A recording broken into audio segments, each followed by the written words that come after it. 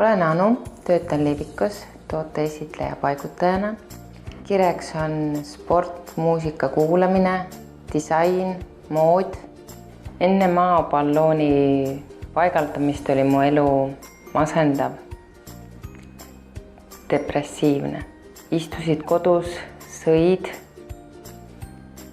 ei tahtnud kuskil käia, mingitest üritustest osa ei võtnud, igale poole ütlesime ära.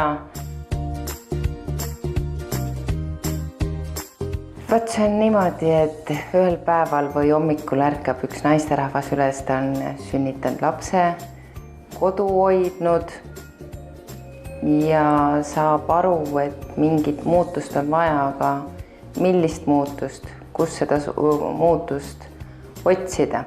Mul oli hea selles suhtes, et mees oli teinud ennem läbi maavähendusoperatsiooni, energiline, käis väljas, hakkas sportima.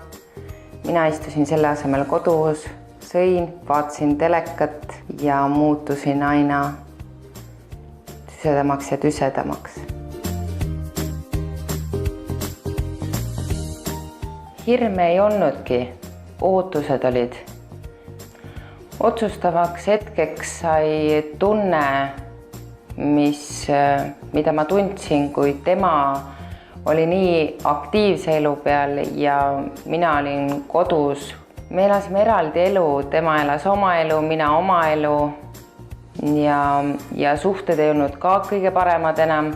See tunne oli minu iseenda jaoks, ega seda keegi kõrvalt ei näinudki, mitte keegi. Minu enda tunne oli see, mis oli nii õudne ja paha ja halb, et selle otsuse pidin võtma ja tegema enda jaoks mingi otsuse, kui tahan elada sama aktiivset ja mõnusat elu.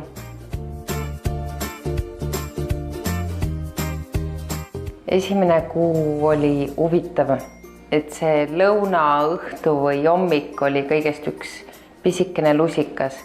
Seejärel vahetasin omal taldrikud kodus välja, kuna neid polnud enam vaja.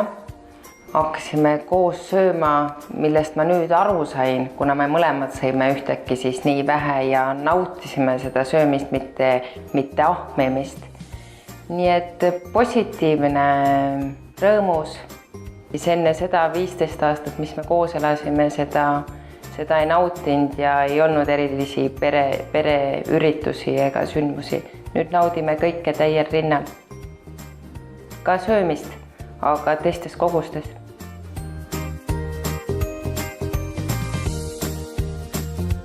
Protseduuri eelse ajaga naudin ma rohkem elu ja olen kirglik kõike seda vastu võtma. Ainuke asi, mida ma kahetsen seda, et ei teinud seda varem ega tulnud selle otsusele varem, et mitte midagi pole karta ja mingit valebi siin pole. Et nüüd on lihtsalt nautida elu, kas koos mehe ja perega. Tore on, elu on ilus.